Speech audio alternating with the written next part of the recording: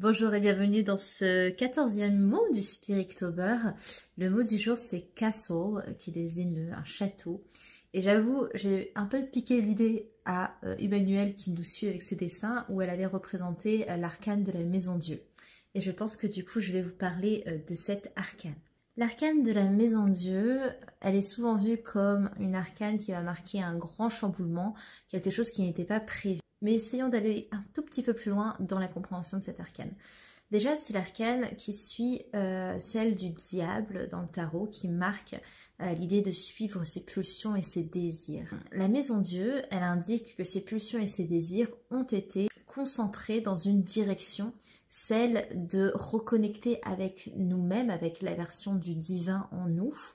Mais comme on a les outils de l'ego pour ce faire, on n'y arrive pas vraiment. Et la Maison Dieu marque la limite d'essayer justement de se connecter au soi via les désirs et les pulsions et les mécanismes de l'ego. Donc on voit bien la tour de la Maison Dieu, qui est une construction humaine bien ancrée en terre et qui essaye de s'élever vers le céleste. Et pourtant, on a cette vision apocalyptique d'une tour qui est détruite. Mais il y a des éléments qui nous aident à voir que ce chamboulement, c'est pour notre bien. C'est pour défaire une construction qui ne faisait plus sens.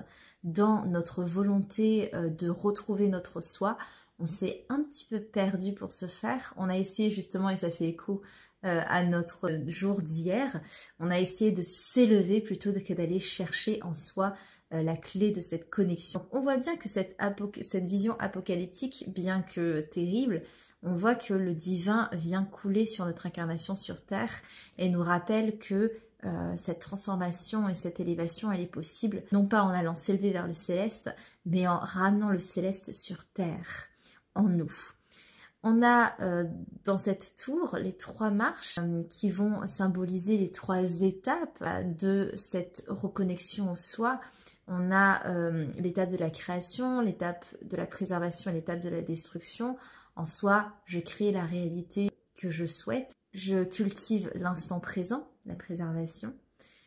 Et la 3e, l'étape de destruction, je me détache et me défais de toute notion d'attachement, de possession et de tout ce qui faisait mon identification à mon individualité, donc l'ego. À partir de ce moment-là, on arrive à la porte verte qui indique cet aspect de transformation. C'est une couleur qui appelle l'idée que quelque chose est en train de s'intégrer.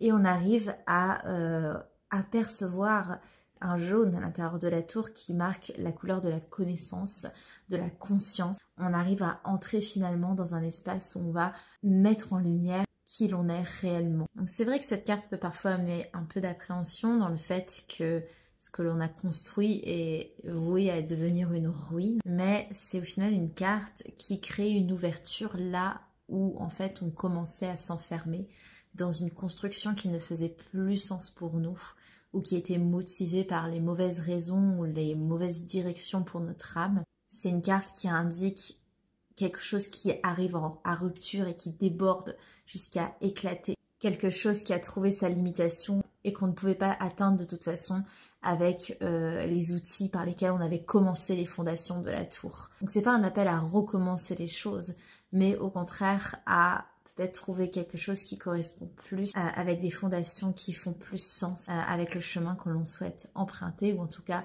l'ouverture qu'a créé l'univers pour nous.